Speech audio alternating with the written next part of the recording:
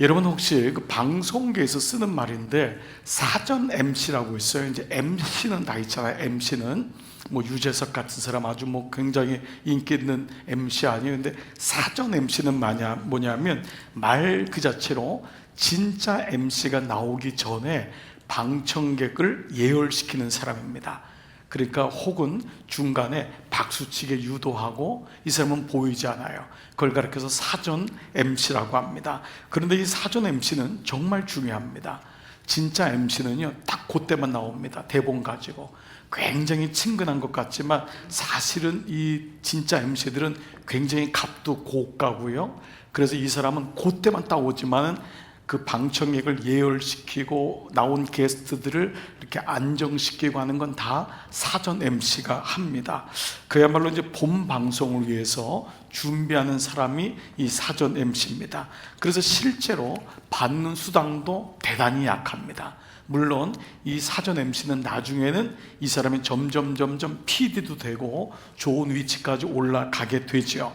자, 그런데 한 번은요 이 사전 MC를 전업으로 맡는 분이 있었어요. 그분에게 한 MC가 이 사람에게 사전 MC를 한마디로 표현하면 이라고 하면서 짓궂은 질문을 한 거예요. 이 사람에게. 그랬더니 이 사전 MC가 뭐라고 말했냐면 1초도 그냥 그냥 지연 없이 늘 생각한 대로 얘기를 했어요. 사전 MC요? 밤하늘이죠. 그랬어요.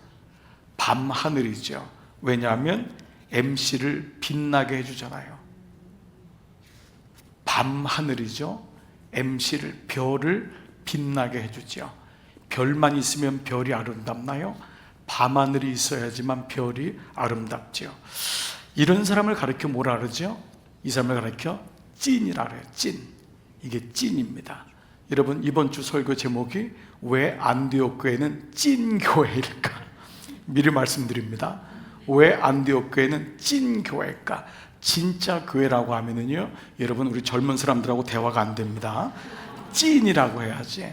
비전 찐. 네. 찐이라고 해. 우리 자녀들하고는 진짜야 그러면 안 되고 찐이야. 네, 그래야 되잖아요. 그 왜 그러느냐? 자기가 누구인지, 자기 역할이 어떤지를 명확하게 알기 때문에 그래요. 이 사람이 사전 MC냐 진짜 MC냐가 중요한 게 아니에요.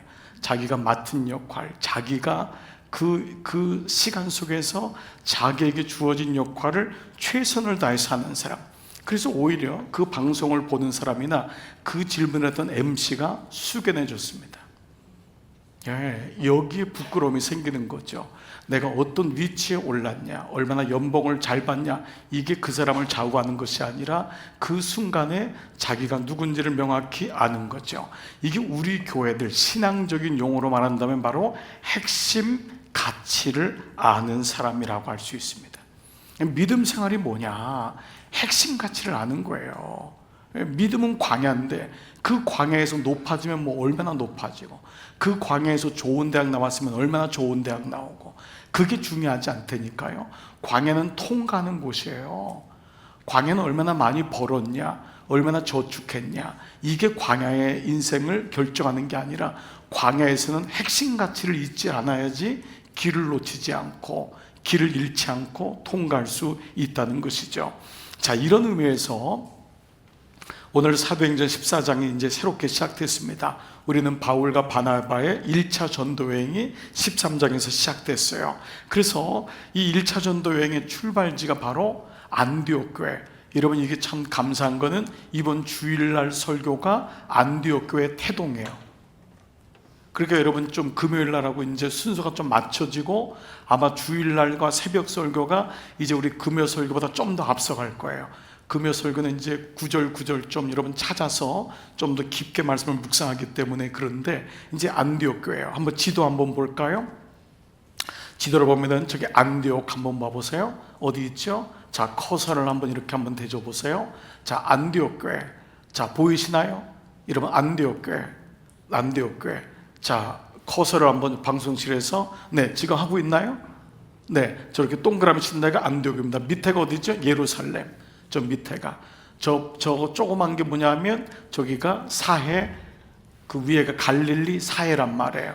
그리고 거기서 바로 예루살렘에서 제자들이 있다가 스데반 집사의 핍박으로 인해서 이방 땅으로 원하지 않게 흩어졌단 말이에요. 그게 안디옥 교회로 올라간 겁니다. 그 안디옥 교회 5명의 출신 성분이 다른 그 사람들이 세워진 교회가 안디옥 교회잖아요. 그래서 안디옥 교회가 진짜 교회다, 찐 교회다라고 하는 이유가 이제 이번 주일날 말씀이 나오는데, 저 안디옥에서 출발해서 어디로 가냐면 키프로스라고 하는 구브로라고 하는 섬으로 가는 거예요. 저 섬으로. 그 섬이 첫 번째 이 전도 여행의 이제 어떤 유통지였죠. 자, 거기서 이제 복음을 전하다가 이제 올라오는 거죠. 비시디아로. 그렇죠? 비시디아로 올라가는 거예요. 비시디아의 안디옥.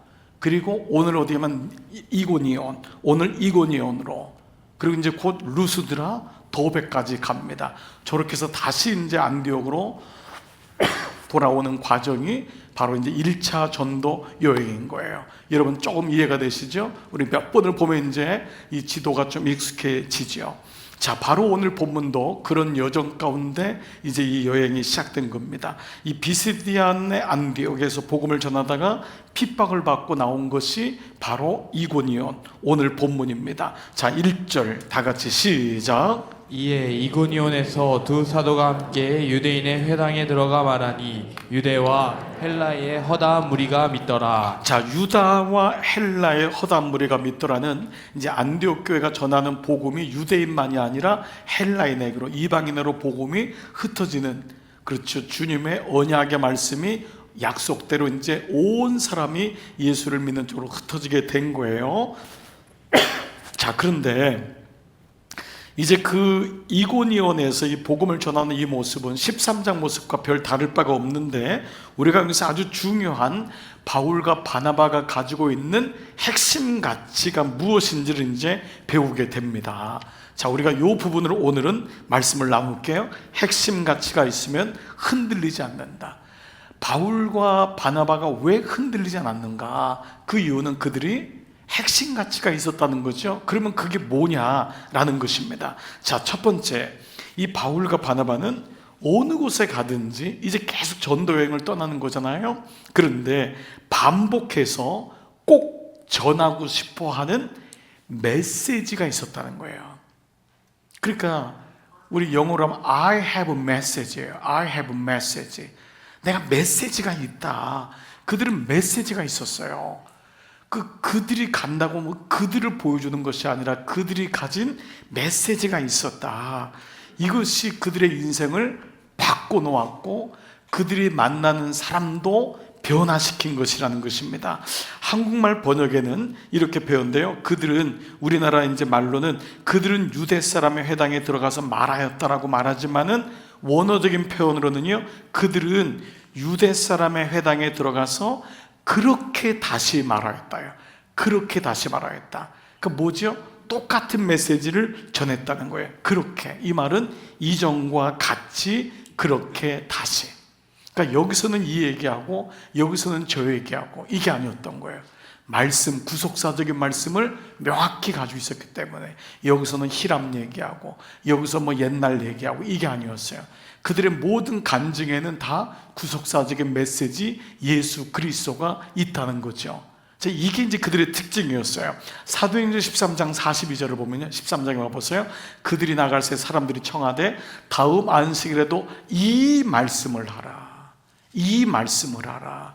자, 48절에도요, 13장 48절 보시면은요, 이방인들이 듣고 기뻐하여 하나님 말씀을 찬송하며 영생을 주시고 작정된 이는 다 믿더라. 하나님 말씀을, 그러니까 하나님 말씀을 이 사울과 바나바가 예수 그리스도를 누구신지를 얘기한 거예요. 그들은 구약만 알잖아요. 그들은 예수님이 누군지를 사실 몰랐잖아요. 예수님을 거짓말쟁이라고 했고, 예수님은 사기꾼이야, 그는 반역자야, 십자가에 달린 사람이야. 근데 계속해서 사람들에게 들리는 얘기는 그 예수의 성품과 예수의 하신 일과 그의 부활의 얘기가 한 명도 두 명도 아니고 계속적으로 들려오는 메시지가 그들을 괴롭혔을 거예요. 여러분, 틈입하시는 하나님이 지난 주일날 사울에게 임했을 때 그것이 첫 번째라고 여기면 안 됩니다. 사울에게 그 목소리가 임한 게 첫 번째가 아닙니다. 사울은 계속해서 번민했을 거예요. 그 메시지를 들리지만은 그 메시지를 덮고 싶었을 거예요. 자기가 가지고 있는 지식으로, 전통으로, 유대인으로, 자기가 가지고 있는 집안의 배경으로 덮고 싶었는데 계속 양심적으로, 생각적으로 증인들을 만나면서 괴로운 거예요. 그래서 거기서 그 나를 왜 박해하느냐는 말이 채찍질한 단어거든요. 원어가 채찍. 왜 나를 채찍질하냐? 그 말은 사울을 주님이 채찍하셨다는 의미로도 번역돼요. 왜 나를 박해하느냐라는 것은 주님, 왜 그 사울이 주님을 채찍질했다는 의미인데, 그 말의 또 다른 의미는 왜 주님 나를 채찍질하십니까? 이 의미로도 우리가 받아들인단 말이죠. 그러니까 사울 역시도 그것이 한 번에 주님이 틈입하신 게 아니었어요. 계속적으로 빛을 비추시다가 그 하나님의 때에 그가 엎드리게 되는 그 말씀을 보게 되지요. 자, 보십시오. 오늘 계속해서 그들은 이 말씀을 전해요. 그들은 핍박을 받지만은 메시지가 변하지 않아요. 어디를 가든지 누구를 만나든지 그 사람 앞에서는 그 얘기를 못하고, 조금 나보다 떨어진 사람한테는 그 얘기를 하고, 그런 게 아니었습니다. 나보다 높은 사람에게 말씀을 못하고, 나하고 좀 만만한 사람에게 얘기하고, 이게 아니었습니다. 물론 말하는 방법이 필요하고 스킬이 필요할 것입니다. 그러나 그들에게는 동일하게 예수 그리스도가 있었다는 거예요. 이건 너무도 중요한 것입니다. 그들 안에 메시지가 있었어요. 핍박이 오고 조롱이 오고 오해가 있고 누명이 있어도 그들 안에 메시지는 변하지 않습니다. 분명한 메시지가 있는 사람은 환경이 와도 별 환경이 움직이지 않아요. 핵심이 없으면 늘 환경 탓을 합니다. 그리고 환경에 따라, 사람에 따라 인생이 흔들립니다. 세상의 정보와 세상의 분위기와 세상의 유행에 따라서 움직입니다. 그러나 핵심 메시지는 변하지 않는 거예요. 교회는 얼마든지 문화적으로 바뀔 수 있어요. 컨템포러리 찬양도 할 수 있고, 우리가 찬양에 이 찬양도 할 수 있어요. 어떤 분은 왜 찬송가를 안 하냐고 하는 사람이 있어요. 어떤 사람은 왜 좀 복음성화를 더 많이 했으면 좋겠다는 사람이 있어요. 이게 중요한 게 아니에요. 이거는 그렇게 중요하지 않아요. 양복을 입고 설교를 할 수도 있고 가운을 입고 설교도 할 수 있어요. 그게 중요한 게 아니에요. 메시지가 있냐라는 거예요. 그 안에 메시지가 있냐. 교회 안에 장로님들이 청바지를 입고 있으면 어떻고 양복을 입고 있으면 어때요? 그게 중요한 게 아니에요. 중요한 건 뭐냐? 그 사람에게 메시지가 있냐라는 거예요. 문화는 바뀔 수 있어요. 그러나 문화를 따라가면 안 되잖아요. 문화 속에서 나에게는 메시지가 있냐. 이게 지난 2000년 동안 가져왔던 가장 중요한 핵심 가치였던 거예요. 그 사람이 가난할 수도 있어요. 부자가 될 수도 있어요. 그 사람이 명예가 있을 수도 있고 명예가 없을 수도 있어요. 이건 중요한 게 아니에요. 건강할 수도 있고 아플 수도 있어요. 언제든지 우리의 삶은 업다운이 있어요. 그렇지만 중요한 건 그 사람에게 핵심 메시지가 있냐라는 거예요. 여러분, 구약의 요셉을 보십시오. 왜 요셉이 예수님의 그림자라고 일컫죠? 그가 출중난 것은 국무총리가 돼서가 아니었어요. 그는 이미 웅덩이 때부터 출중했어요. 그 출중했다는 것은 인간적으로 뛰어났다는 것이 아니에요. 그는 어떻게 아버지로부터, 아니 어머니로부터 말씀을 받았는지 모르지만은 그에게는 메시지가 있었어요. 그 구덩이에서도 자학하잖아요. 그는 여러분이 알던 보디발의 부인 때문에 누명을 쓰고 10년이나 감옥에 갑니다. 여러분, 말이 10년이지 한번 생각해 보세요. 누명받고 10년을 감옥 생활한다고 해서 미칩니다. 그건 미치는 거예요. 그건 정신병자 됩니다. 완전히 인생이 완전히 타락되는 정도가 아니잖아요. 스스로가 인생을 멈출 수도 있을 거예요. 근데 그는 그걸 통과합니다. 그 이유는 뭐죠? 메시지가 있었어요. 그 메시지가 있었어요. 먼저 보십시오. 시험과 유혹이 몰려올 때 그 보디발의 부인은요, 강력한 자예요. 모든 것을, 그 당시 요셉은 노예잖아요. 노예는 아무것도 할 수 없는 존재예요. 그러니까 어찌 보면 이 표현이 이상하지만 그 주인집의 안방 주인 아내가 노예인 남자에게, 요셉에게 눈독을 들인다는 것은 노예로부터 탈출할 수 있는 기회가 될 수도 있는 거예요. 많은 사람들이 요셉을 부러워할 수도 있습니다. 저 사람은 드디어 노예로부터 나올 수 있는 길이 열렸구나. 그런데 이 바보 같은 요셉이 뭐라고 하는지 보세요. 그 여자가 옷을 가지고 그 사람을 누명을 씌우려고 할 때 뭐라 그러지요? 내가 어찌 이 큰 악을 행하여 하나님께 죄를 지으리까. 옛날의 개혁 성경에는 여호와 앞에 득죄하리요. 이 사람이 뭐를 좀 등장하지? 하나님이란 단어가 핵심 단어가 있는 거예요. 내가 어찌 큰 악을. 그러니까 이 일이 기회가 아니라 죄라고 분명히 진단이 되는 거예요. 이건 죄다. 진단이 되는 거예요. 어떤 노예에게는 이거는 노예를 벗어날 수 있는 찬스라고 생각하는 거예요. 까짓 거 없고 이 정도 육체적으로 그럴 수 있잖아요. 네, 육체적으로 한번 내가 손상 입는 거 그렇게도 생각할 수 있어요. 쾌락이라도 생각할 수 있을 거예요. 근데 이것을 악을 행했다라고요. 다시 한번 봐보세요. 이것이 큰 악이라고 진단해요. 그 진단하는 이유는 하나님이란 단어 때문에 그래요. 그래 그는 그 어려움 가운데서도 하나님이란 단어가 있었다는 거예요. 그러니까 누명을 받고 오해를 받고 감옥에 가도 보디발의 집에 총무가 되어도 아니 나중에 애굽의 국무총리가 되어도 그에게 메시지는 변하지 않아요. 그러니까 그는 보복하지 않는 거예요. 만약에 여러분 이 메시지가 없으면 어떻게 될까요? 요때는 무조건 이겼지만은 만약에 메시지가 없으면 제가 늘 얘기하잖아요. 애굽의 아줌마들은 다 죽었다고. 무슨 말인지 모르시는 것 같아요. 요셉이 얼마나 열받아가지고 나를 미혹해. 그 요셉의 그때 만났던 연령층 40대부터 50대까지는 다 통과하겠습니다. 보복하지 않는 거예요. 왜냐하면 메시지가 있으니까.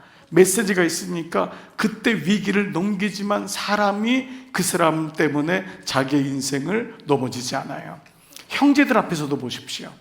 요셉의 형제들 앞에서 형제들이 벌벌 떨잖아요. 자기가 한 일을 하니까. 근데 뭐라고 하죠? 44장 8절 그런즉 나를 이리로 보낸 이는 당신들이 아니요 다 같이요 하나님이시라. 누가 있어요? 하나님이 있잖아요. 핵심 가치가 있는 거예요. 하나님이 하셨다는 거예요. 인간적으로는 얼마나 억울해요. 나를 여기 보내가지고 구덩이 네가 형제냔 말이야. 네가 진짜 내 형이냔 말이야. 얼마나 억울할까요, 여러분? 그렇지 않아요? 우리가 조그만 돈 가지고도 형제끼리 갈라지는 게 우리가 피부치 형제인데 솔직히요. 나를 죽이려고 했잖아요. 그것도 노예로 팔았잖아요. 그 험한 세월을 다 지냈잖아요. 얼마나 원망스러웠을까요? 그런데 어떡하죠? 그 형제들을 다 데리고 오잖아요. 70명 조카들까지 다 데리고 오잖아요. 그리고 그를 바로왕 앞에 세운 다음에 가장 좋은 땅, 고센 땅을 맡아가지고 거기서 민족을 이루잖아요. 이게 구속사적인 거예요. 그는 구원을 위해서 이 일이 이루어졌음을 믿었던 거예요. 하나님이 당신들이 그렇게 했지만 하나님이 이것을 바꾸셨구나. 하나님이 바꾸셨단 말이에요. 그러니 난 당신들을 원망하지 않습니다. 당신들은 나를 죽이려 했지만 하나님이 살리셔서 우리 모두를 살게 하셨습니다. 참 너무 놀라운 거예요. 그러니까 믿음이란 건 요것만 보면 안 돼요. 내 눈앞에 있는 요것 때문에 늘 작아지고 옹졸해지고 늘 이것 때문에 부닥치면 안 돼요. 여러분 믿음은요 그릇을 넓히는 일이에요. 하나님 우리에게 주시는 은혜를 자꾸 넓혀야 된다고요.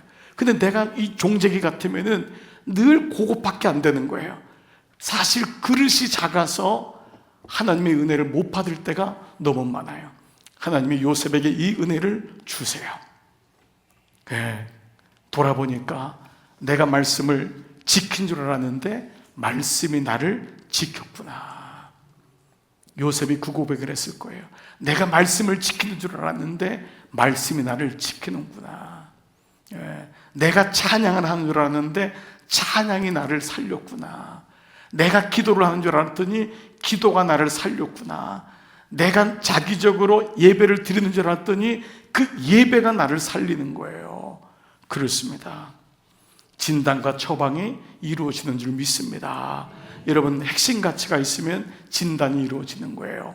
그 처방이 됩니다. 지난 우리 월요일부터 우리 목사님들의 새벽 큐티에 이제 우리 온 교우들에게 보내는 메시지가 이제 좀 바뀌었어요. 그동안은 말씀의 배경과 적용했는데 이제는 진단과 처방, 이 말씀에서 어떻게 볼 것이냐 하나님의 눈으로 보는 훈련을 해보잔 말이에요. 진단해보자.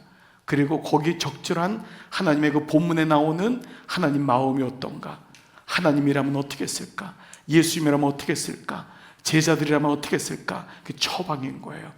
진단과 처방은 오늘 살아가는 우리에게는 너무도 필요한 부분이죠. 제가 지지난주에 한 선배 목사님하고 우연찮게 이렇게 전화를 하다가, 선배 목사님이 이제 결혼을 해가지고 그 아이가, 그 딸이 이제 둘이 있는데, 그 집에 이제 아들 하나 있고 딸 둘이 있는데, 그 요번에 이제 딸, 제가 한 작년인가 이맘때 결혼을 했었어요. 그래서 이제 수연이 잘 있냐 이제 제가 이렇게 얘기를 하고 하다 보니까 목사님 막 웃어요. 그러면서 아니 장 목사 기억하네. 그래서 아니 작년에 결혼했잖아 했더니, 아니 이놈이 짐을 싸가지고 집에 왔어 이러는 거예요. 그래서 아니 나한테도 이런 일이 있네, 이런 일을 얘기하는 거예요. 그래서 왜 그랬어요? 아니 싸웠대, 부부싸움 했대. 그래서 짐을 가지고 왔어요. 그래서 제가 그랬어요. 큰 짐이에요, 작은 짐이에요? 그랬더니 작은 짐이래요. 작은. 그럼 됐어요. 그랬더니 그러게 말이야. 그래서 어떻게 했어 했더니, 이제 제가 이제 우리 용어로 어떻게 진단했어요 라고 얘기했더니, 얘기를 하다가 너무너무 사위가 밉더래요. 나쁜 놈 같으니라고. 내가 딸을 줬는데 아무리 봐도 우리 딸이 훨씬 나아. 근데 그 목사님 말이에요, 그 목사님 말이에요, 이런 아들 가지신 분은 우리 아들이 훨씬 나아. 이게 부모 마음이잖아요. 우리 그 딸을 그때도 그러는 거예요. 내가 결혼할 때도 안 줄라 그랬어 막 이러면서 막 그런 얘기를 하는 거예요. 그런데 아니더라고. 그 사위도 내 자식이잖아. 그 말을 하면서 이제 딸이 왔을 때 잘 진단을 한 거예요. 그냥 홧김에 있으면은 사위놈한테 전해가지고 이놈아 저놈아 했던 마음이 막 올라오더래요. 근데 그 마음을 내려놓고 예수님이라면, 잘 진단을 한 거예요. 딸 얘기를 잘 들어봤더니 딸만 잘한 건 아니었더래요. 자칫했으면 그 드라마에 나오는 것처럼, 야, 그 집에 가지 마라, 여기 살자, 이럴 뻔했다라는 거예요. 모든 엄마들 아빠들은 그런 마음이 있잖아요. 잘 진단한 거예요. 처방을 어떻게 했어요? 요즘 가정 예배 드리고 있대요. 그래서 가정 예배 드리면서 마음을 삭히고 있고, 사위도 불러서 식사도 하고 하면서 잘 양쪽을 보고 있대요. 여러분, 우리 삶에서 여러 가지 사건이 일어날 수 있어요. 그런데 잘 진단해야 돼요. 그리고 그때마다 말씀을 계속해서 처방하는 훈련을 갖는 거예요. 한 번에 진단하지 않습니다. 왜 의사가 진단을 하죠? 그 수업을 6년, 8년을 공부하고 그렇게 엑서사이즈를 한 거잖아요. 그렇게 많은 사람 환자를 보니까 진단이 되고, 수술을 하는 이유도 그 많은 수술을 경험하니까 처방이 되는 이유와 마찬가지입니다. 하나님이 우리에게 말씀을 주신 이유는 말씀을 가지고 일주일 동안 살아가라는 거예요. 그 말씀을 가지고 살아내라는 거예요. 주일날 말씀을 듣고 좋네, 은혜 받았네, 이걸로 끝나라는 게 아니라는 거예요. 그 말씀을 가지고 삶의 한 자리로 들어가라는 거예요. 그래서 매일마다 말씀이, 호흡이, 생명의 10분이 중요하다. 그걸 소홀히 여기지 말자는 거예요. 그걸 소홀히 여기면 진단과 처방이 헷갈리는 거예요. 안 되는 거예요.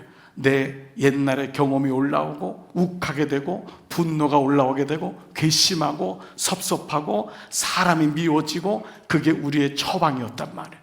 그런데 하나님이란 단어가 들어왔는 거 보면은 요셉이 얼마나 오랫동안 하나님을 묵상했는지를 알게 되는 거예요. 사랑하는 여러분, 오늘 여러분에게 하나님이란 단어가 정말 잘 새겨주셔서 처방과 진단과 처방이 여러분 하나님의 은혜로 날마다 이루어지기를 축복합니다. 제가 군대 시절에 참 짓궂은 그 분이 있었는데, 저도 이분에게 좀 맞았어요. 그래서 이놈 이름을 기억해요. 그 조카 이름이랑 똑같아가지고 더 기억해요. 이 방송을 들으시면 회개하고 우리 교회로 오시기 바랍니다. 원원석 병장님. 네. 제가 온 우리 교회, 우리 유튜브가 2만 명이 넘었으니까 혹시 이걸 들을지 몰라요. 원원석 형제님 회개하고 제가 우리 교회 목사로 왔습니다.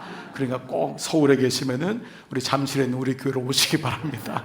이분이 왜 그렇게 그러는지, 군대 오기 전에 어느 아가씨랑 이렇게 교제를 했는데 그 아가씨한테 차였대요. 근데 보니까 이분이 좀 성격상 좀 약간 문제가 좀 있어요. 그래서 너무 이분이 분이 많은 거예요. 너무 이게, 그러니까 이제 내가 아무리 봐도 이제 아가씨가 이제 이렇게 떠나게 됐는데 이게 이제 앙심을 품은 거예요. 그러니까 막 해코지도 하고 싶고. 근데 이제 군대에 있으니까 해코지를 아가씨한테 못하니까 누구한테 하겠어요? 쫄병들한테 하는 거예요. 그런데 문제는 이 아가씨가 예수님을 믿는 사람인 거예요. 그러니까 이 사람의 타켓은 뭐냐면 예수 믿는 사람이 타켓인 거예요. 저는 신학교를 나왔잖아요. 그러니까 타켓 중에 타켓인 거예요. 나는 너무도 반가워. 그래, 그 사람 잊을 수가 없어요. 너무 환하게 웃더라고요. 제가 처음 갔을 때. 그 뭐냐면 밥이 왔구나. 내가 마음껏 괴롭힐 수 있는 사람이 온 거예요. 완벽한 조건을 갖춘 내가 온 거예요. 목사가 될 사람이 왔어요. 그런데 이분이 이제 그렇게 처음 어려운 일을 지났는데 이분의 주특기가 뭐냐? 교회 못 나가게 하는 거예요. 교회. 그러니까 이제 빠따도 치고 못 나가게 하고 저는 이제 그걸 통과를 했어요. 그 열대 맞고 교회 가게 됐고 이제 이 사람의 눈에 들은 거예요. 그 다음에 이제 해를 주지 않았는데 근데 어느 날 이 사람 보니까 빠따를 치고 못 가게 하는데 어떤 사람은 가게 하는 거예요. 그 왜 그러냐 했는데 제가 이제 이걸 쭉 이제 오늘 설교문을 쓰다가 제가 이제 왜 그러냐, 왜 그 사람은 가게 하고 왜 저 사람은 못 가게 하느냐라고 했더니 이 말이 뭐냐면 걔는 분명해 이거예요. 믿지 않는 사람인데도 걔는 분명해.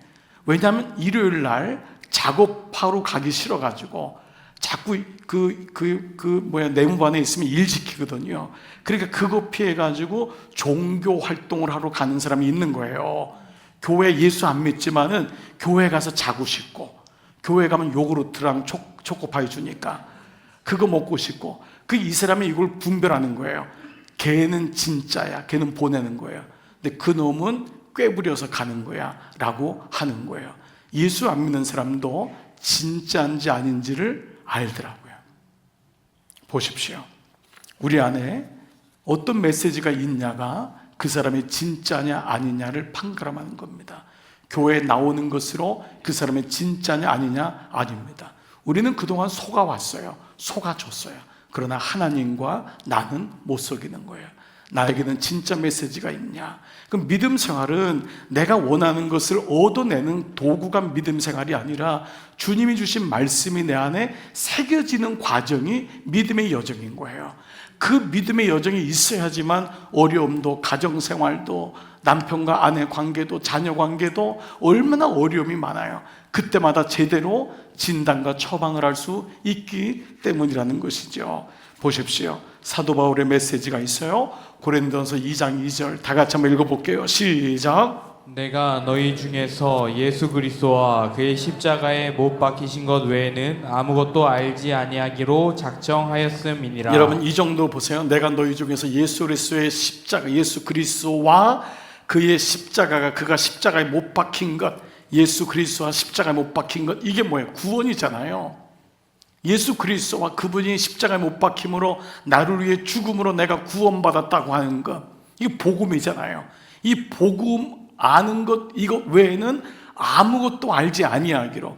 사도 바울은 이미 모든 것을 당시에 아는 사람이에요. 이 말은 뭐지요? 다른 걸 알지 않겠다는 것이 아니라 이것이 너무 중요하다는 강조법이잖아요. 세상에 살지 말라는 게 아니잖아요. 복음을 가지고 세상 속에 들어가야 되는데 우리는 세상은 너무 잘 알지만은 복음은 의외로 모르잖아요.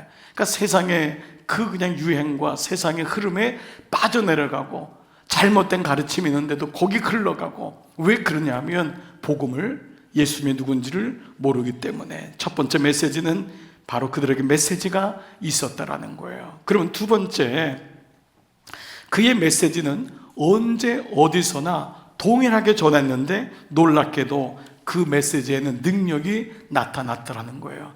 메시지의 능력이 나타났다는 거예요. 사도 바울에게가 아니라, 사울에게가 아니라, 바나바가 아니라, 즉 두 번째는 그 메시지가 능력이다라는 거예요. 그 메시지가 능력이다. 지난 금요일 날 복음 그 자체가 생명이고 그 자체가 영향력이에요. 이거를 내가 신뢰해야 돼요. 내가 능력이 있는 게 아니에요. 이걸로 착각을 많이 해요. 내가 이만큼 괜찮으니까 이게 되는 거예요. 그리고 나한테 숟가락 하나를 엎는 게 복음이 아니에요. 복음이 능력이 있는 거예요. 그래서 절망해야지만이 소망이 있는 거예요. 복음 안에서 나의 절망을 선언하는 거예요. 이것이 복음이에요. 메시지가 능력이다. 그래서 그가 고백하는 거죠. 내가 이 복음을 부끄러워하지 않는다. 복음을 부끄러워하지 않는다. 이게 복음의 능력이니까. 이 복음은 모든 믿는 자에게 구원을 주시는 하나님의 능력이라는 거예요. 그동안 유대교만이 그런 줄 알았는데 아니었구나. 이 유대교 구약은 새 언약이 오는 마중물이었구나라는 것을 사도 바울이 깨달은 거잖아요. 그는 유대교의 통달한 사람이었잖아요. 유대교의 복음이 있는 줄 알았는데 아니었구나. 그는 예수님이 메시아가 아닌 줄 알았는데 이제 예수님 만나고 나서 그는 주님 앞에 엎드리는 거죠. 이 복음이 예수가 모든 믿는 자에게 구원을 주시는 하나님의 능력이 되는데, 먼저는 그 유대인, 우리가 먼저 구약을 알고 우리에게 먼저 복음이 시작됐으니까 유대인이고, 둘째는 또한 헬라인이로다. 첫째는 유대인이란 말은 유대인이 우선이란 말이 아니에요. 유대인에서 복음이 시작됐기 때문에 이거는 먼저 우선순위의 문제가 아니라 유대인에서 시작하여 헬라인에게로 가는 것이 복음의 흐름이었구나. 이스라엘을 택한 이유가 여기 있었구나. 우리는 마중물의 역할이구나. 우리만 선택된 백성, 선민이 아니었구나. 그는 자신의 교만을 내려놓지요. 그렇습니다. 헬라인이냐 유대인이냐가 중요하지 않아요. 가난한 자나 부자냐, 배웠냐 못 배웠냐, 잘생겼냐 안 생겼냐, 이거는 세상의 기준인 거예요. 중요한 것은 이 복음이 오늘도 나에게는 능력이 됐느냐. 그 복음이 능력이라고 고백한다면 나는 복음을 가졌냐. 사도 바울은 그래서 복음을 부끄러워하지 않는다 라고 고백했던 거예요. 나는 복음을 부끄러워하지 않는다. 여러분, 이 의미는 오늘 우리에게도 너무 다가와요. 여러분 어떠세요? 여러분에게 복음은 부끄러운 것이에요. 부끄럽다는 것은 이 복음을 얘기하는 순간 내가 뭔가 아닌 것 같고 이럴 때가 있잖아요. 정말 여러분, 우리가 복음을 전할 시간이 그렇게 많지 않습니다. 제가 한 번은 여러분 말씀드린 적이 기억이 나요. 제 부목사 시절에 어느 식당 하는 집에 가져가가지고 나와 예수님, 여호와는 나의 목자시니 이거를 드렸더니요, 이게 너무 세다는 거예요. 그래서 그 판을, 그거를 저 뒤쪽에 안 보이는 데다가 이렇게 구석에다가 거르시더라고요. 그래서 너무 제가 마음이 좀 그랬어요. 그 복음이 세다, 너무 부끄럽다는 거예요. 목사님, 이 식당에 이해는 되지만은 그분 마음이 그랬던 것 같아요. 믿음이 너무 약하니까 예수님 이렇게 해야 되나요? 그 마음이 있는 거예요. 여러분, 이거 이해되잖아요, 좀? 그런 마음, 좀 믿음이 약한 그런 마음인 거예요. 그 집에도 좀 걸기가 그렇다는 거예요. 아주 구석진데 잘 보이지도 않는데 이렇게 음식 쌓아놓고 하는데 거기다 이렇게 여기다가 걸을게요. 그러면서 이렇게 걸더라고요. 그 신방간 저는 얼마나 마음이 그래요. 그래서 제가 그렇게 교회를 이렇게 옮기게 되면서 그분에게 액자 하나를 줬잖아요. 나와 내 집은 오직 예수만 믿겠노라. 그 액자 주고 저는 도망갔지요. 그래서 여러분, 정말 주님이 부끄러워하시면은, 내가 주님을 부끄러워하면 주님도 나를 부끄러워하는 겁니다. 그렇잖아요. 그러니까 여러분, 오직 메시지가 있다는 것은 물론 방법적인 문제지만은 내 안에 있으면 그게 향기가 나요. 저 사람의 말씨와 저 사람의 행동과 성품에서 저 하나님이란 이 단어가 있구나, 이게 느껴지잖아요. 그러니까 결국 이 복음이라는 것이 얼마나 놀라운지를 알게 되는 것이죠. 자, 그래서 그리스도인을 이렇게 한번 정의해 볼게요. 자신의 능력이 자기에게서 나오지 않음을 아는 사람. 이게 그리스도는 아닐까요? 그리스도인은 자신의 능력이 자기에게서 나오지 않음을 아는 사람이다. 이게 정말 성공의 원리인 것 같아요. 자신의 능력이 자기에게서 나오는 걸 아는 거는요, 한 번은 올라가요. 몇 번 유행은 타고 몇 번 사람들이 박수는 쳐줘요. 그러나 정말 넘어집니다. 정말 넘어져요. 그래서 요즘 저는 온누리교회에서 처음에 연예인 교회를 이렇게 만들었을 때 너무 고마웠어요. 저는 그 당시 제가 모델학교 처음 가서 채플린으로 가서 설교하고 예배를 인도하면서 어차피 연예인들은 있고 영화배우도 있고 다 있잖아요. 모델도 있고. 근데 그분들에게 정말 예수가 없으면은 정말 무너지기가 너무 쉽구나. 정말 그분들이 예수가 있어야 되구나. 그때 여러분 곽규석 씨 그렇게 깨졌다가 예수 믿고 장로님 되시고 구봉서 장로님 되시고 그게 1호였잖아요. 그러면서 모든 연예인들 가서 우리는 이 직종에 있는 사람은 하나님을 두려워야 된다. 하나님 믿어야 된다. 그래야지 우리가 이 멘탈도 관리할 수가 있고 인기가 올라가도 넘어지지 않는다. 쓰러지지 않는다. 이 수많은 유혹, 이 마약들, 돈, 명예 이걸 어떻게 이겨내냔 말이에요. 여러분 생각해 보세요. 우리처럼 평범한 사람은 제가 지금 이 얘기도 못 알아듣잖아요. 지금 우리는 은혜잖아요. 그래서 근데 지금 이 얘기 안 되지 알아듣는 사람이 몇 분은 계신 것 같아요. 그래서 그분들은 주님이 내게 주시는 말씀이다. 그러니까 평범이 은혜지만 이 얘기 하는데도 웃질 않으시네. 그래서 평범한 건 너무 은혜지만 뛰어난 거는요, 그게 너무 힘든 거예요. 그래서 여러분 영화 배우들 이렇게 보면은요, 정말 저는 그런 마음이 생겨요. 이번에도 제가 지난주에 얘기했잖아요. 나는 김호주 아들 같으니까 너무 마음이 아픈 거예요.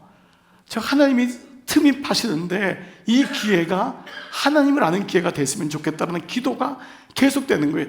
지금 한 주간 동안 대한민국을 좀 흔들고 있는 이런 게 왜 나와요? 이거 보세요. 이거 너무. 그래서 저는 혹시 연예인 중에 그분 좀 가서 좀 전도했으면 좋겠다라는 마음이 생길 정도로 그런 마음이 생기는 겁니다. 우리가 자신의 능력이 나에게서 나오지 않음을 아는 그리스도인 됐을 때 교만하지 않고 그때마다 틈이 파시는 하나님을 경험하고 고백합니다. 제가 우리가 다 평범하다고 했지만 그렇지 않습니다. 우리 모두도 잘 나갈 때가 있고 잘 나갈 수 있습니다. 우리는 조금만 기회만 있으면 교만해지고 조금만 찬스만 있으면 내가 했다고 우기는 사람이 나라고 하는 존재입니다. 그때마다 하나님이 틈이 파시는 걸 경험하셔야 돼요. 하나님이 계속해서 우리에게 말씀하세요. 그래서 우리 자녀에게는 그런 믿음을 가진 부모가 울타리가 되어주셔야 돼요. 있어야 되는 거예요. 올챙이 때 생각해라. 이놈아, 네가 잘난 게 아니다. 네가 그 좋은 직장 간 게 아니다. 올챙이 때를 기억해야 된다. 그걸 계속 메시지를 부모가 가지고 있어야 돼요. 너니까 하지. 너 잘했다. 계속 승진해라. 올라가라. 하나님 없이 여러분 죽으라는 거잖아요. 죽으라는 거예요. 정상에 올라가서 죽으라는 거잖아요. 근데 부모가 메시지가 있으니까 너가 어떤 일이 있어도 무너져도 괜찮아. 이게 되는 거고, 걔가 아무리 잘 나가도 메시지가 있으니까 그를 붙잡고 있는 부모가 있으니까 아이는 사는 것입니다. 그렇습니다. 우리는 예수님 안에 이 메시지가 있어야 되는 줄 믿습니다. 자, 이렇게 메시지를, 핵심 가치를 발견한 바울과 바나바에게 그런데 생각지 못한 일이 일어납니다. 이게 뭐죠? 메시지를 향한 도전이 있는 거예요. 여러분들이 메시지가 있어요? 그러면 챌린지가 있어요. 왜 챌린지가 없죠? 메시지가 없으면 도전도 없는 거예요. 여러분들이 예수님으로 살려고 하면은 분명히 도전이 있어요. 그런데 흐릿하고 중간에 색깔이 끼면은 어떤 것도 여러분에게 도전이 되지 않습니다. 사울과 바나바가 메시지가 있으니까 2절과 5절에 어떤 일이 있냐? 2절. 그러나 순종하지 아니하는 유대인들이 이 말씀이 안 들리는 거예요. 그래서 어떻게 하죠? 이방인들의 마음을 선동하여 형제들에게 악감을 품게 하거늘. 이거 돌로 쳐 죽이게 하는 겁니다. 이게 지금 뭐예요? 세상이 하는 방법 아니에요? 마귀가 하는 방법 아니에요? 그 메시지가 있으니까 저걸 멈춰야 되는 거예요. 바울과 바나바가 가는 곳마다 메시지를 선포하니까 그동안은 누가 다 잡아놓은 거예요? 마귀가 다 잡아놓은 거잖아요. 근데 거기 가서 부수는 거 아니에요? 경관진을 부수는 거 아니에요? 당신 집은 예수 믿어야 된다. 당신이 아무리 성공해서도 선생님 예수 믿으셔야 돼요. 예. 어머니 예수 믿으셔야 돼요. 이건데 그 집을 지금 뭐예요? 메시지를 가진 사람이 파괴하니까 5절을 보십시오. 이방인과 유대인과 그 관리들이 두 사도를 모욕하여 결국 돌을 들잖아요. 스데반 한번 죽여봤거든요.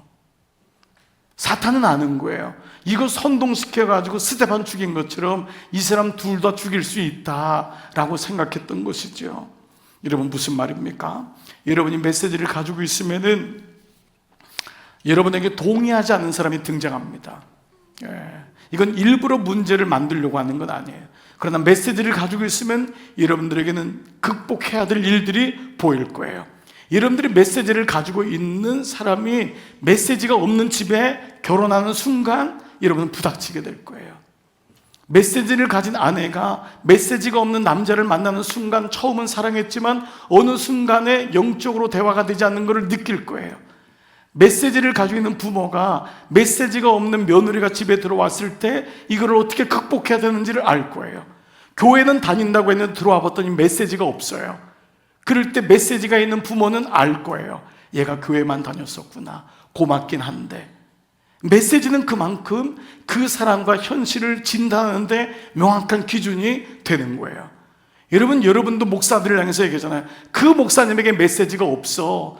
그 목사가 들었을 때는 치명적인 약점 아니에요? 그 교회 갔더니 메시지가 없어. 그 말은 정말 너무나 아픈 말 아니에요? 그래서 오늘날의 교인들은 어디를 찾아가요? 교회 뭐 큰 거 작은 거 찾아다닙니까? 아니잖아요. 메시지를 찾아가는 거잖아요. 아이 교육을 얼마나 잘하냐, 이게 교회 생명이 아니라고요. 얼마나 거기 문화교실이 잘 돼 있냐, 점심 식사가 잘 돼 있냐, 노후시설이 잘 돼 있냐, 이거는 예수 믿은 다음에 오는 봉사와 헌신의 열매가 되는 것이지 그게 교회를 결정하는 건 아니잖아요. 마찬가지입니다. 오늘 이 메시지를 가지고 있으니까 나쁜 감정을 품게 되고 돌로 쳐 죽이는 너무도 어려운 일이 있어요. 그런데 이것을 메시지를 가진 사람 입장에서는 어떻게 고백해야 되냐면 바로 영적 성장통이 되는 거예요. 메시지를 가진 사람에게 이것이 it is natural, 이건 너무도 당연한 거예요. 여러분 기이 여기지 마세요. 여러분이 메시지를 가지고 있는 순간 여러분이 싸울 사람이, 이거는 일부러 싸움을 거는 세상의 싸움이 아니에요. 영적으로 그를 뛰어넘어야 돼요. 그를 품기도 해야 돼요. 인내하면서 그를 기다려줘야 돼요. 이게 뭐죠? 영적 성장통이 일어나기 시작하는 거예요. 그건 내가 성장했다는 거예요.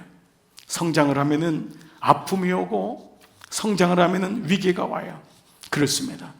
예수 믿는 우리에게도 마찬가지예요. 여러분, 우리 교회도 사실 5년 반 전에 여러분 기억하시나요? 그는 제가 대단했다, 절대로 오해하지 마세요. 하나님의 시간표 속에 우리 교회에게 말씀 묵상이라는 선물, 은혜를 주셨어요. 그러나 말씀 묵상을 이해하는 사람은 사실은 거의 없었어요. 어떤 사람은 무시하고 싶기도 했을 거예요.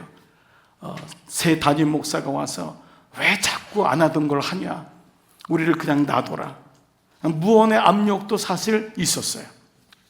목사님, 그냥 우리를 놔두십시오. 그냥 우리가 해던 대로 놔두십시오. 그때 저는 진단했어요. 우리 교회가 나쁘다 좋다가 아니에요. 이 말은 뭐냐 하면 성장통이 시작되는구나. 말씀을 들으면서 괴로운 거예요. 설교 시간이 20분에서 50분으로 바뀌었거든요. 20분 하고 그냥 나갔던 사람들이 끝날 것 같은데 안 끝나고, 끝날 것 같은데 안 끝나고, 이게 뭐야, 막 50분 동안 하고 미치겠는 거예요. 화장실도 가고 싶고, 막 다리는 막 쑤시고, 말씀은 알아듣지 못하겠고, 그냥 막 괴롭고 힘들고 고난의 행군이 시작되고, 그렇지만 이게 성장통인 거예요. 성장통에. 제 스스로에게 처방을 내렸어요. 첫 번째, 내 자신이 포기하지 말자. 하나님 말씀이니까 포기하지 말자. 우리 교우들이 그동안 그 상황 속에서 그것을 못했을 뿐이지 나쁘거나 좋고가 아니다. 스스로에도 포기하지 말고 계속 격려하고 계속 반복하면 된다. 계속 독려해 주자. 그리고 한 사람이 등장할 거다. 한 사람. 놀랍게도 한 사람들이 일어나기 시작했어요. 말씀에 들리는 한 분들, 바알에게 무릎 꿇지 않는 한 사람, 그 한 분들 한 분들이 청년들, 장년들, 노년들, 장로님 중에, 권사님 중에, 집사님 중에, 목사님 중에 한 분 한 분씩이 세워지기 시작했어요. 그렇습니다. 우리는 이 성장통 속에서 오는 바울과 바나바가 어떻게 처방했는지를 보셔야 돼요. 그들도 말씀을 처음 듣잖아요. 그러니까 말씀이 뭔지를 모르니까 악한 감정을 품고 돌로 쳐 죽이려고 하는 거예요. 그런데 3절에 보니까 이렇게 처방을 해요. 3절 한번 읽겠습니다. 시작. 두 사도가 오래 있어 주를 힘입어 담대히 말하니. 두 사도가 어떻게 처방하냐? 오래 있어. 이 말은 인내입니다. 인내하는 거예요. 두 가지인데 인내와 담대함이에요. 인내와 담대함. 오래 있으라는 것은 그 당시 여기서 몇 달 있었는지 몰라요. 이건 오래는 뭐 수십 년 있었단 말은 아니에요. 선교 여행 속에서 그곳에서 열매가 있을 때까지 기다린 거예요. 인내했다는 거예요. 인내가 필요합니다. 여러분, 복음이 어떤 사람에게 전했을 때 그 사람에게 뿌리가 내리는 데는 시간이 필요해요. 그러니까 두 사람 다 포기하면 안 돼요. 여러분도 포기하면 안 되고 그 사람에 대해서도 포기하시면 안 돼요. 우리가 니고데모를 찾는 것은 쉽지 않아요. 여러분 집집마다 다 니고데모가 있지요. 그 니고데모를 향해서 첫 번째 가져야 할 말이 인내예요. 인내해야 돼요. 오래 있어야 돼요. 같이 있어줘야 돼요. 오래 있어. 인내예요. 두 번째는 담대함이란 단어예요. 그래서 인내와 담대함. 근데 이 담대함이란 것은요, 용기란 말도 있지만 너그러움이란 말도 번역돼요. 제너러시티라는 말로도 번역돼요. 인커리지먼트라는 용기라는 어떤 브레이브라고 하는 용기 있는 것도 있지만 제너러시티, 그 말 속에 그 사람의 관대함이 있는 거예요. 아직 어리니까, 아직 모르니까 품어주는 거예요. 그 복음을 전해주는 거예요. 이런 면에서 우리에게는 좀 더 인내하고 너그러운 마음이 필요합니다. 넓게 보는 마음이 필요합니다. 특별히 가족들과는 이런 마음이 참 필요해요. 그 영적 전쟁이 길 수 있어요. 여러분이 포기하지 말고 빛이 들어오는 것을 신뢰하고 하나님의 틈입하시는 은혜가 계속 비추는 거니까. 이 여리고성이 한 번에 무너진 게 아니에요. 6일 동안을 계속 돌았다는 것은 그 성을 향한 인내가 필요한 거예요. 여러분, 이 마음이 있으셔야 돼요. 우리가 믿음 생활하면서 너그러워야 돼요. 말하는 것도 너그럽고 생각하는 것도 너그럽고 품어줘야 됩니다.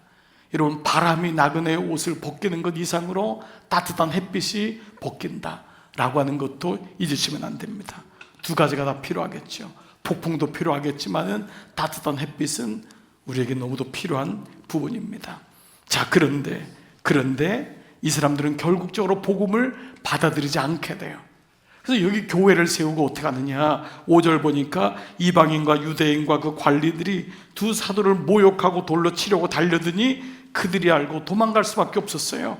루간 오니아의 두 성 루스드라와 더베와 근방으로 가게 돼요.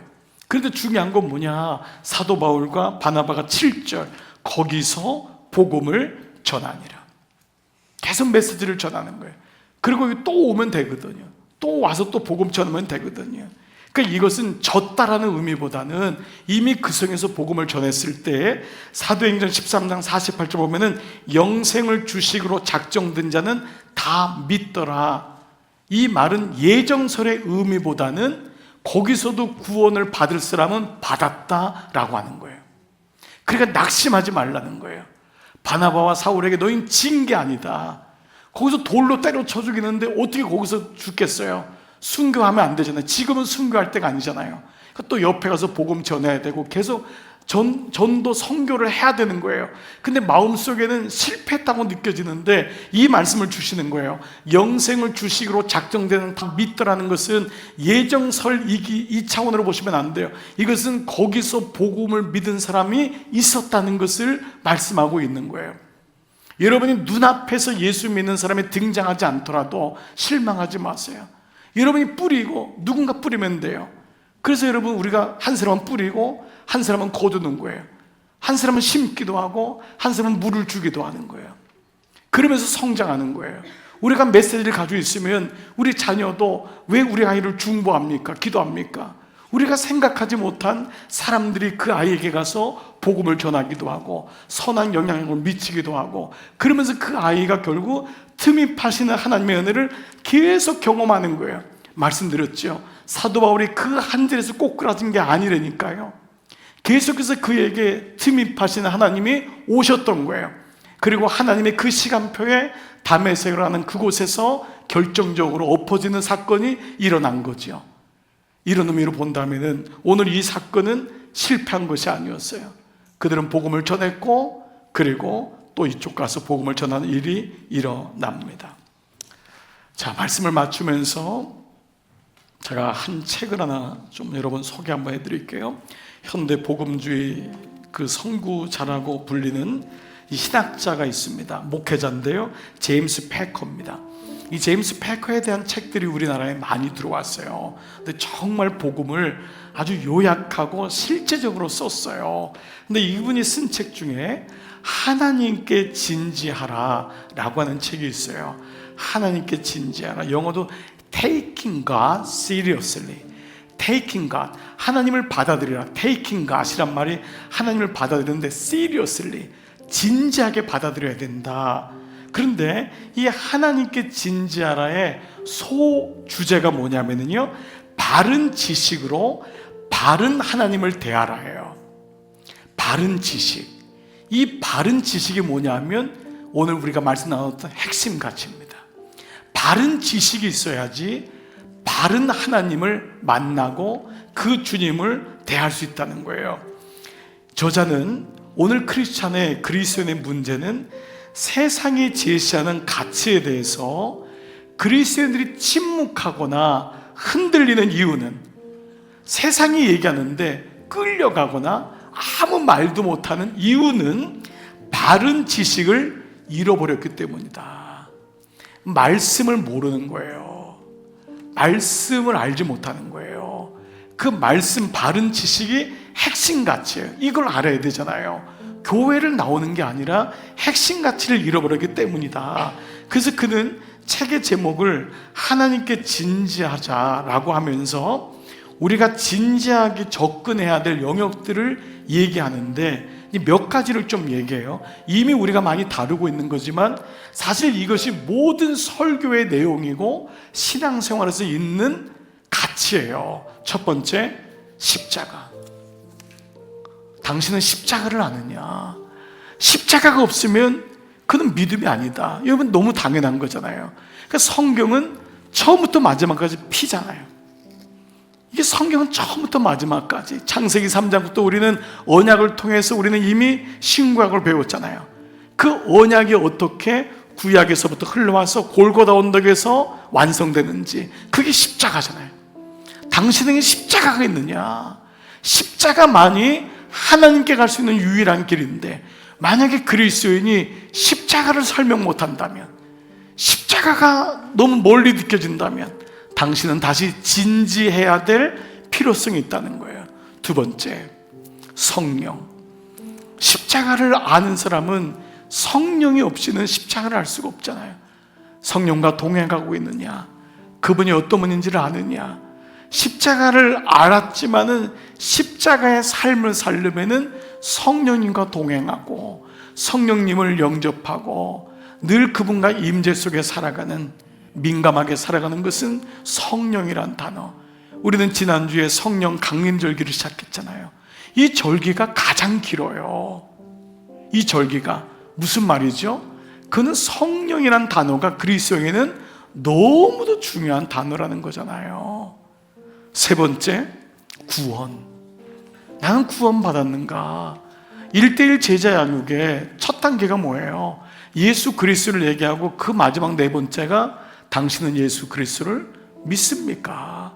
당신은 예수를 믿습니까? 그 구원이라고 하는 이 단어는 나에게 어떤 단어인가? 나는 구원 받았는가? 구원에 대한 열망이 있는가? 구원을 설명할 수 있는가? 그 구원에 대한 감격이 있는가?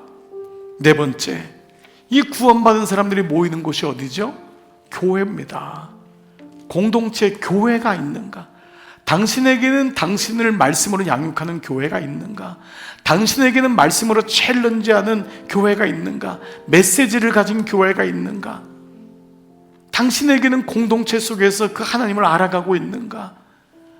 교회가 메시지가 없다면 여러분 어디 가서 우리가 메시지를 얻겠어요?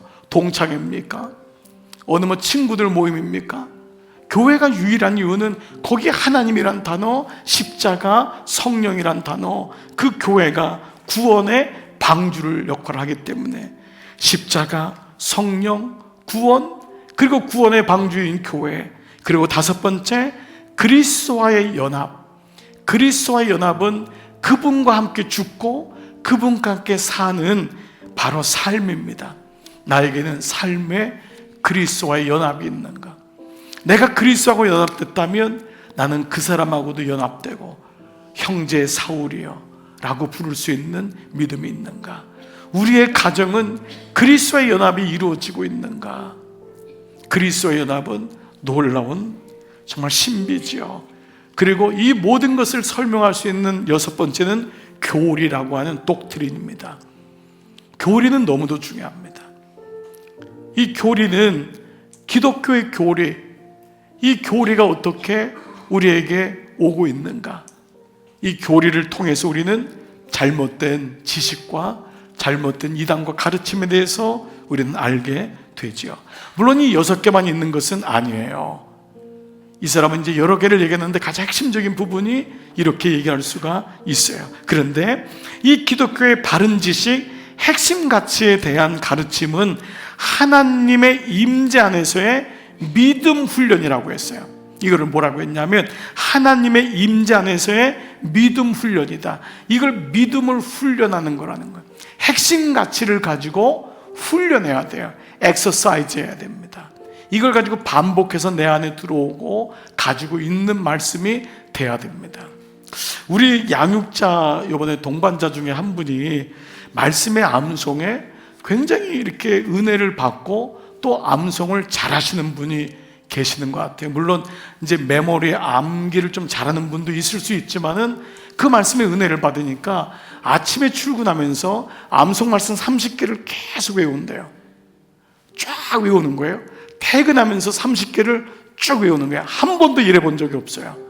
그분의 인생 속에 말씀이 들어온 적이 없었어요. 그분은 사실 본인도 그리스도인이 아니라고 했던 사람이에요. 그런데 양육자와 함께 말씀 묵상이 이루어지면서 그 30개의 구절들이 계속 그를 지배하고 있는 거예요. 근데 어느 날 그 말씀을 암송하는 믿음의 훈련이 될 때 놀라운 사실이 일어났어요. 말씀이 들리더라는 거예요. 30년 내내 아내에 따라서 교회를 왔는데도 말씀이 들리지 않아서 믿음이 있는지 구원이 있는지 없는지도 있는데 교회 처음 나와가지고 내가 그리스도인이 아닙니다. 그는 자백하고 양육을 받으면서 30개의 말씀의 묵상이 그 말씀의 요절이 암송이 된 거예요. 말씀 암송이라는 건 말씀은 그 자체가 계속 연결되잖아요. 계속 주제로 주잖아요. 그러니까 이게 계속 한 카테고리가 되는 거예요. 그러니까 모든 말씀이 이 안에 있는 거예요. 여러분 암송을 쉽게 생각하지 마십시오. 암송을 어렵게만 생각하지 마세요. 암송을 하다 보면 그 말씀이 결국 연결합니다. 우리가 이런 생각을 하는 것은 이런 생각에 훈련이 있기 때문에 이 생각을 하는 겁니다. 부정적인 생각을 하는 이유는 부정적인 생각의 훈련이 이루어졌기 때문에 그래요. 그래서 핵심같이 바른 지식도 믿음의 훈련이 필요하다는 거예요. 반복하고 확장하고 지속하는 이 훈련이 필요한 것이 믿음 훈련이다. 하나님의 임재 안에서의 믿음 훈련인데 이것이 결과를 내게 되면은 믿음 훈련이 되게 되면은 세 가지가 그리스도인이 되는데 첫 번째, 이때 그리스도인은 자신의 믿음을 아는 사람이 된대요. 이건 너무 중요하잖아요. 자신의 믿음이 어떤지를 알게 돼요. 핵심 가치를 계속 부닥치니까 내가 아직 사실은 믿음이 여기까지 왔구나, 아직은 더 가야 되겠구나 라고 하는, 이건 믿음이 좋다 나쁘다를 평가하는 것이 아닙니다. 스스로에 대해서 그리스도인은 자신의 믿음을 아는 사람이 돼요. 자기의 실력을 아는 사람은 자기밖에 없잖아요. 내가 아직은 핵심 가치가 약하구나, 그래서 흔들리는구나, 이 부분이 약하구나라는 거 알잖아요. 두 번째, 이 핵심 가치의 바른 지식을 아는 사람은 믿음을 묻는 이에게 믿음을 설명할 수 있는 사람이 된다는 거예요. 여러분 이건 너무 중요하잖아요. 우리 교회 핵심 가치가 말씀 묵상, 1:1 양육 공동체 아니에요? 그런데 이 1:1 양육은 설명할 수 있는 거예요. 이게 여러분 우리 골탕 먹이려고 절대 여러분 하는 게 아니잖아요. 누군가 한 사람에게 내가 가진 언어로, 내가 가진 마음으로 그 사람에게 설명해 주는 거예요. 그게 완벽하지 않더라도. 그게 어떻게 완벽할 수 있어요? 여러분이 뭐 신학을 배운 것도 아니고 목사님도 아닌데 괜찮아요. 근데 내가 가지고 있는 핵심 가치를 가지고 내가 그에게 믿음을 설명할 수 있는 거예요. 이건 너무 중요한 거예요. 설명할 수 있는 거예요. 실제로 우리가 자녀들에게 교회에 나오라고 하지만 믿음을 설명하지는 못합니다. 그래서 훈련을 안 했기 때문에 그래요. 믿음을 설명하는 건 너무 소중해. 그래서 설명하는 사람인데, 마지막 세 번째, 이 핵심같이 바른 지식을 아는 사람은 잘못된 가르침 가운데 믿음을 수호할 수 있는 사람이 된대요. 한국교회가 기복주의가 되면서 우리의 많은 젊은이들을 얼마나 많이 이단에 뺏겼습니까? 얼마나 많이 잘못된 가르침에 뺏겼습니까?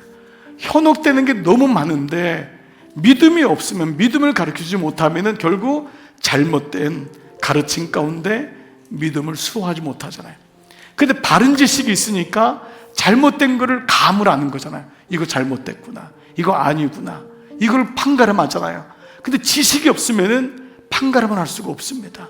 그게 그런가 봐 해서 거기 떠밀려 가게 되고 거기 들어가게 되지요. 사랑하는 여러분, 핵심 가치가 분명하면은 흔들리지 않습니다. 세상 흔들리고 사람들은 변해요. 때로 우리의 믿음도 흔들리고 사람들도 주를 떠납니다.